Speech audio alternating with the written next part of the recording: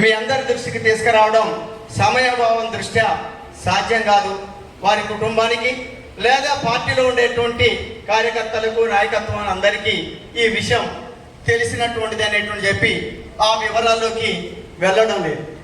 ఇక కామ్రేడు చంద్రశేఖర్ అన్న పుస్తకం చనిపోయిన తర్వాత కొద్ది రోజులకే వేయాల్సినటువంటి అవసరం ఉన్నది అని చెప్పి కామ్రేడ్ విమలక్కతోటి చర్చించాం.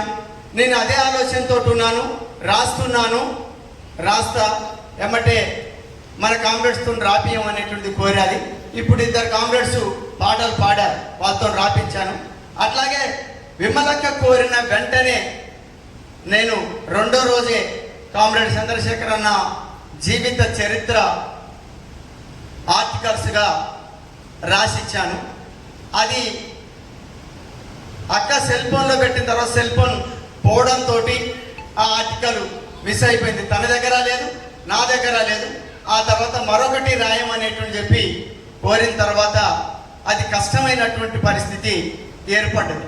దాని తర్వాత ఒకటి రాద్దాం అనుకుంటే ఆ తర్వాత 2 ఆర్టికల్స్ నేను రాసిచ్చిన ఈ బుక్లో వచ్చే చదవనేటువంటి చెప్పి కామ్రేడ్స్ అందరినీ కోరుతున్నాను.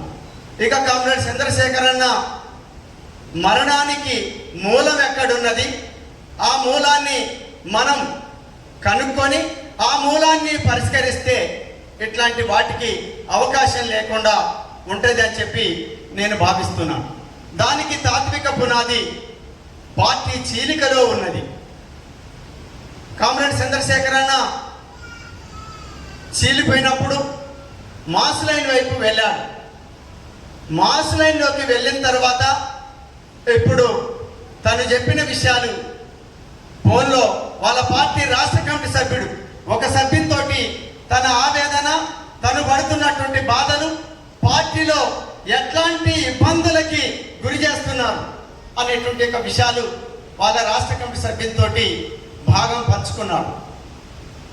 అట్లాంటి విషయాలు ఉన్నాయక్క, మీ దృష్టికి వచ్చినాయో రాలేదో మాకు తెలియదు, కానీ తన మరణానికి పార్టీ కారణంగా ఉన్నది అనేటువంటి చెప్పి మేము 1-2 సందర్భాలలో అక్క దృష్టికి తీసుకెళ్ళాం,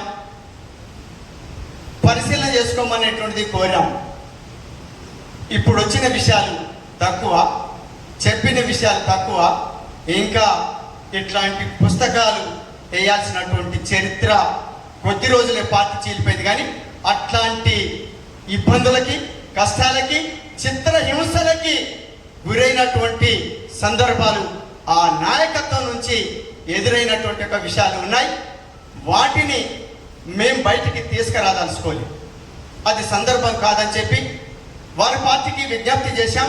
మా పార్టీ రాష్ట్ర సెక్రటేరియట్ సభ్యులైనటువంటి పార్టీ కేంద్ర కమిటీ నాయకులైనటువంటి కామ్రేడ్ వెమ్మలపల్లి వెంకటరామయ్య గారు ఆ రోజు మాట్లాడిన రోజే కామ్రేడ్ చంద్రశేఖర్ గారి మరణం మూలం ఎక్కడున్నదో ఆ పార్టీ విశ్లేషించుకోవాలి, దాన్ని పరిష్కరించుకోవాలి అని చెప్పి విజ్ఞప్తి చేస్తూ చెప్పినందుకు కామ్రేడు వెమ్మలపల్లి వెంకటరామయ్య గారి మీద ఎప్పుడు చేయనటువంటి, పార్టీలో ఎప్పుడు మాట్లాడినటువంటి వ్యక్తిగత విషయాల నుంచి మొదలు పెడితే అనేక విషయాల్ని రాశారు, పేర్కొన్నారు, పెద్ద రాద్ధాంతం చేశారు ఆ నాయకత్వం.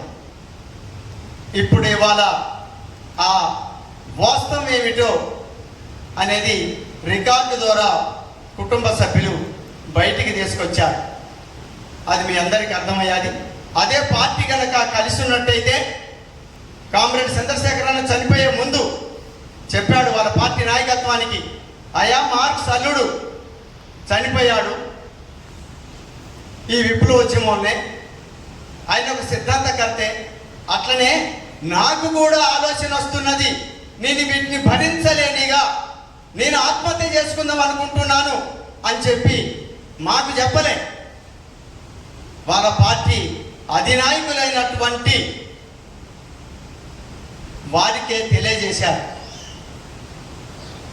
వాళ్ళ పార్టీ నాయకత్వానికి తెలియజేస్తే ఆ విషయాల్ని చర్చ చేయాలి, పరిశీలన చేయాలి, వాటిని పరిష్కరించేటువంటి నిర్ణయాలు తీసుకోవాలి.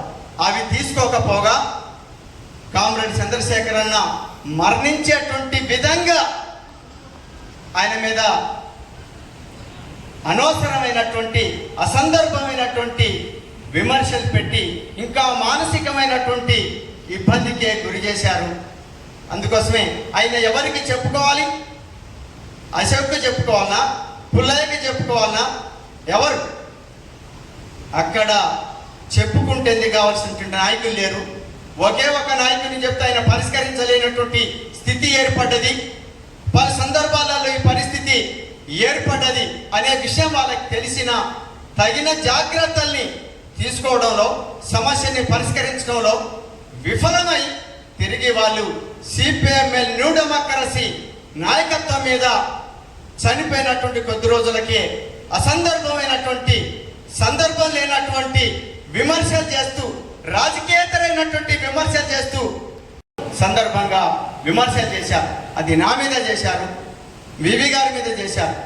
మా మీద చేస్తే మేము వాటిని పొలిటికల్గా, రాజకీయంగా తిప్పికొట్టగలం, నిజానిజాలు ఏంటో తేల్చుకోగలం. కానీ వాటిని వదిలిపెట్టకుండా తిరిగి కుటుంబం మీద ఇంతకుముందు ఎట్లాంటి విమర్శలు చేశారో మీకు అందరికీ తెలుసు. కామ్రేడ్ చంద్రశేఖర్ అన్న మరణానికి కుటుంబమే కారణం, విమలకే కారణం అనేట్టు చెప్పి మాట్లాడారు. మరి వాళ్ళ కారణమైతే ఎక్కడ నిద్రపోయారు? ఏం చేశారు? ఎందుకు దాన్ని పరిష్కరించలేకపోయారు? కుటుంబ సమస్య అయితే, అది ఆర్థిక సమస్య అయితే, అది కుటుంబ వివాదం అయితే దాన్ని పరిష్కరించడంలో ఎందుకు వైఫల్యత చెందారో ఇప్పటికైనా వాళ్ళు తగిన విధంగా పరిశీలించుకోవాల్సినటువంటి అవసరం అనేటువంటిది ఆ నాయకత్వానికి ఉన్నది. పార్టీని చీల్చారు, విప్లవోద్యమాన్ని ముందుకు తీసుకెళ్తామన్నారు, మొత్తం ఉన్న ఉద్యమాన్ని విచ్ఛిన్నం చేశారు, మొత్తం పాలక వర్గాలకి తోడ్పడ్డారు.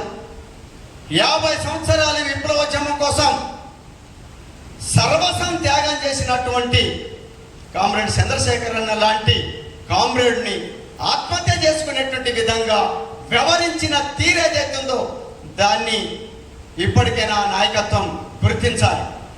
ఇక రేపటి నుంచి ఇక విమర్శలు స్టార్ట్ చేస్తారు.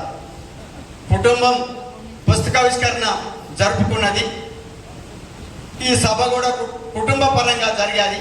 కానీ దీని వెనక మొత్తం సిపిఐఎంఎల్ న్యూ డెమోక్రసీ లేదా సిపిఐఎంఎల్ న్యూ డెమోక్రసీ వేములపల్లి వెంకటరామయ్య గారు, ఎక్కడ ఉన్నటువంటి పిపి గారు లేదా మధు, వీళ్ళే ఇదంతా నడిపించారు అనేట్టు చెప్పి ఇక మా మీద అసందర్భమైనటువంటి విమర్శలతో వస్తారు.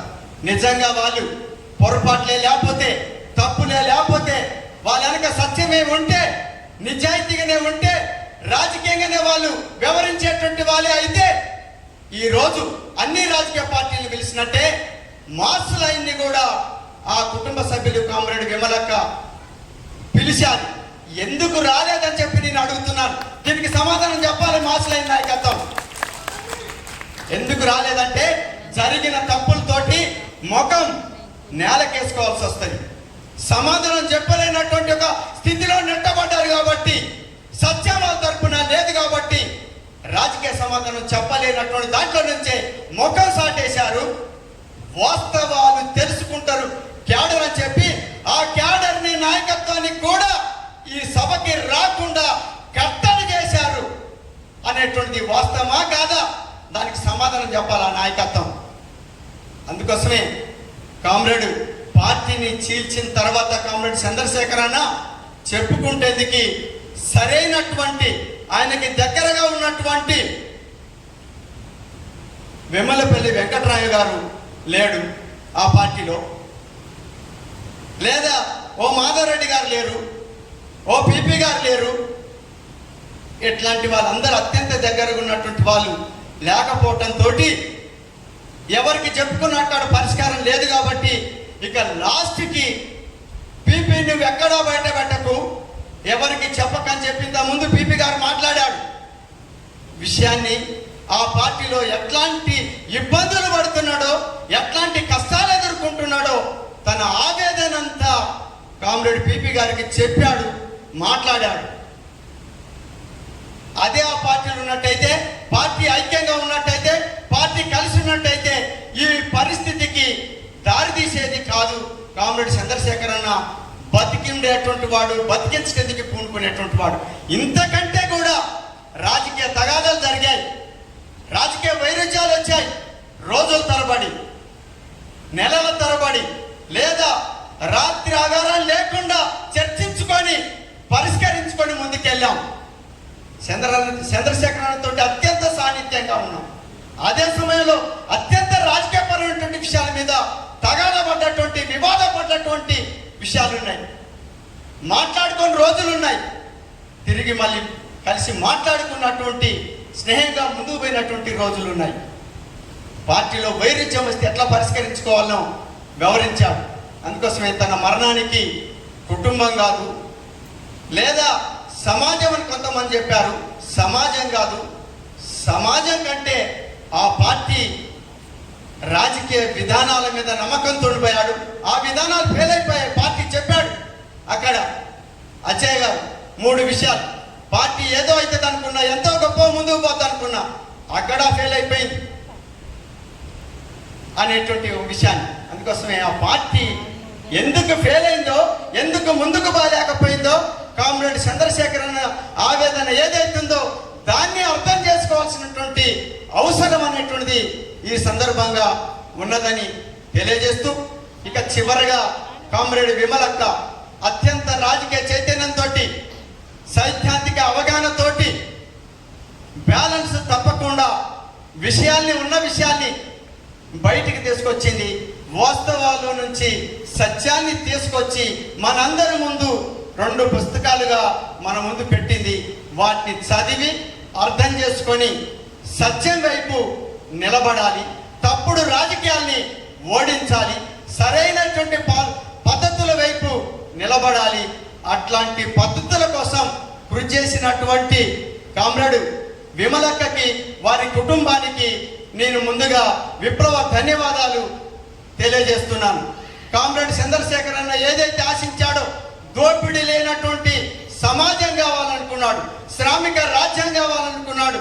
ఆ రాజ్యం కోసం ఈ సందర్భంగా మనందరం పూనుకోవాలని, దానికి కంకణబద్దులు కావాలని, ఈ సభ దానికి తోడ్పడాలని కోరుకుంటూ ఈ అవకాశం ఇచ్చిన మీ అందరికీ విప్లవ ధన్యవాదాలు తెలియజేస్తూ ముగిస్తున్నాను.